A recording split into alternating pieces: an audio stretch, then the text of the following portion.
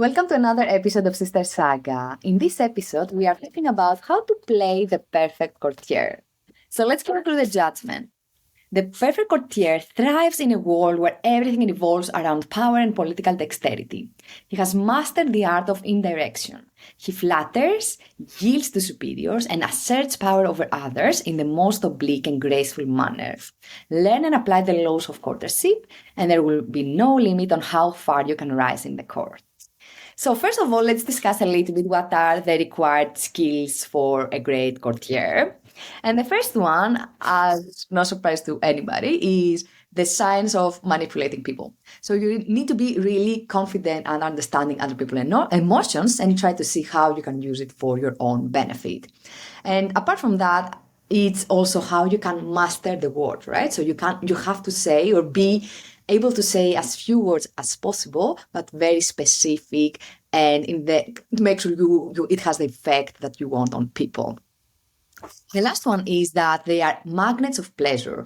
Because these people know how to please other people, people want to be around them. So usually they end up being more powerful than the rulers or their masters. So these are the skills of a great leader. Now let's discuss a little bit now what history tells us. So Anzi, let's go through the first example. So the first example is Alexander the Great. He was a student of Aristotle, one of the most famous philosophers in ancient Greece. One time, Alexander the Great complained to Aristotle that during his campaigns, he doesn't have anyone to talk about philosophical ideas. So Aristotle told him to take with him in one campaign his student and friend, Callisthenes. Callisthenes was a courtier. He knew how to manipulate people, but also he thought that he has to say the naked truth. So during one of his meetings with Alexander the Great, Callisthenes started complaining about everything and criticizing everything to Alexander the Great. Alexander didn't like that, and at the end he killed him. So what do we learn? You should be honest, but not too honest, because the ruler or the master doesn't like the criticism itself. Amazing. So what about an example from the Chinese history? So what were the 21 histories? So it was a biography of its dynasty in China, containing many stories, chapters, chronicles, but also at the end of each chapter, there was one chapter called Unusual Events, where there were just events, supernatural events that were happening in China during the specific period, like earthquakes or really random supernatural events. So these were fake events. So why were they added in there? Because back then, the emperor in China was like the divine order. If you criticize the emperor, you technically criticize the nature and the order of things. So the courtiers of the emperor were very afraid to say the criticism and the complaints directly to the emperor. So they added this chapter in the unusual events so they can actually indirectly say the complaints to the emperor. And actually it worked because the emperor liked the criticism. It wasn't a direct criticism, and he understood that the situation was serious, so he has to do something about all these situations. Really clever, right? Amazing. And then what is the learning? So the learning is that your criticism needs to be indirect and very impersonal, because sometimes people don't look at the criticism, but they look at the person who criticizes them and they want to get rid of him. So be very specific, but also very indirect in your criticism. Yeah, like they associate you as a person with the criticism being provided. Yeah, makes sense. So Maria, what's the next example? So the next example is from France, and we have the French architect Jules Mansart, if I say that correctly, who was an architect working with Louis XIV on trying to design some minor additions to the Versailles Palace. So what was the trick he was doing, really interesting, was that as he was creating the plans of all the changes he was planning to do, he was adding some mistakes that the king could really easily spot. So he was showing the plans to the king. The king obviously spotted the added mistake and said, oh, you have to fix it in that and that and that way. And then Jules, what he was doing was like, oh my God, it's amazing. How did you see that? Like he was over accepting and making the king feel like he was complimenting him. Complimenting him, exactly. So what's the key learning, Maria? Why did he do that? So the thing is that Mansart was really young, but he had seen other craftsmen even better than him failing because they couldn't accept or they didn't know how to handle this social blunder, right? So they didn't know how to talk to the king. So what he did, what is the learning here and what he did very well is that his social skills were excellent. So, okay, his craft was in a very good level, but it's not only always about the craft. You have to combine the craft with your social skills because social skills is how people perceive you. And that is the key learning here. That makes sense, right? So next one, Maria, anything else? Yes. The next one is about an English painter called JMW Turner, and he was really famous about the way he was applying the color on his paintings. It was very specific, very brilliant, and you could tell that that is his painting. You could always recognize it. It was so good that other painters didn't want to put their paintings between his paintings or near his paintings. So he had a huge trouble around that. So what happened? One of his masterpieces called Cologne in an exhibition was hanged, like placed in between, some painters of another painter, Sir Thomas Lawrence. And Sir Thomas was actually really dissatisfied with this because his paintings were like nothing in comparison to what Turner has done. So he was complaining to the person who was holding the exhibition to take his paintings away from Turner's paintings. But Turner heard that. So what he did is he went and actually applied some blur color on top of his painting so that his colors are not that brilliant. And his friends saw him doing that, and he said, what have you done here? Why did you ruin your painting like that? And he said, oh my God, the other guy was so unhappy. I felt bad about that. And it's always just a layered color, so I can take it always off later.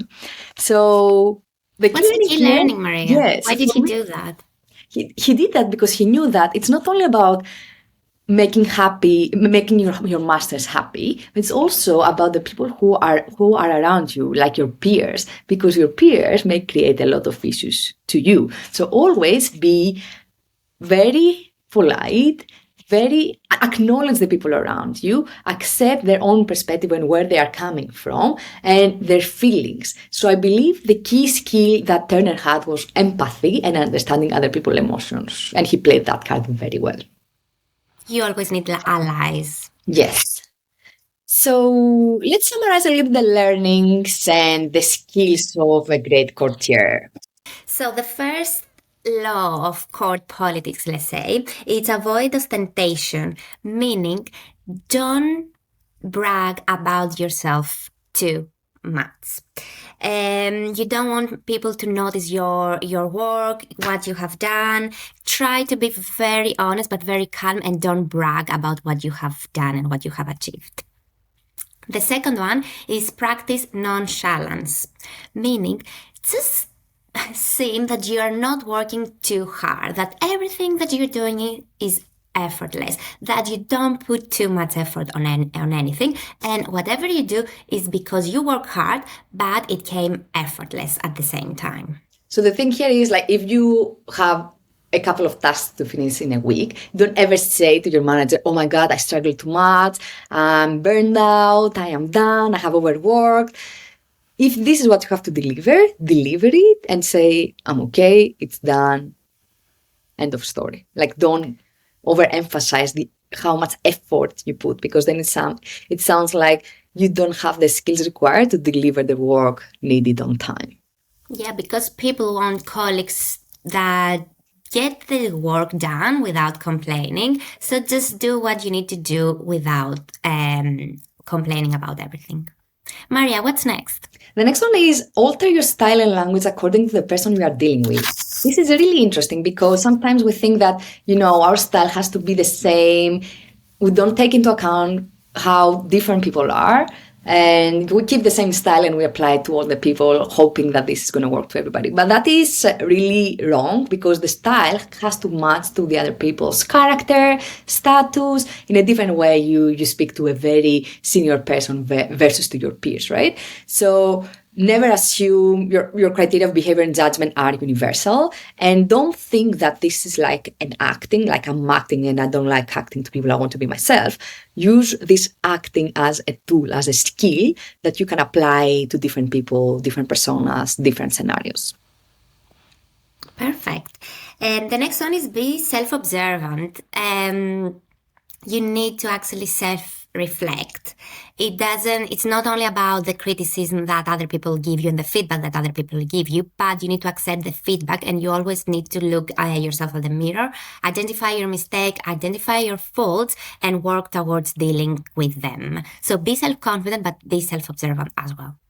Yeah, and the other one, we spoke about it in your example, Angelique, is like never criticize those above you directly.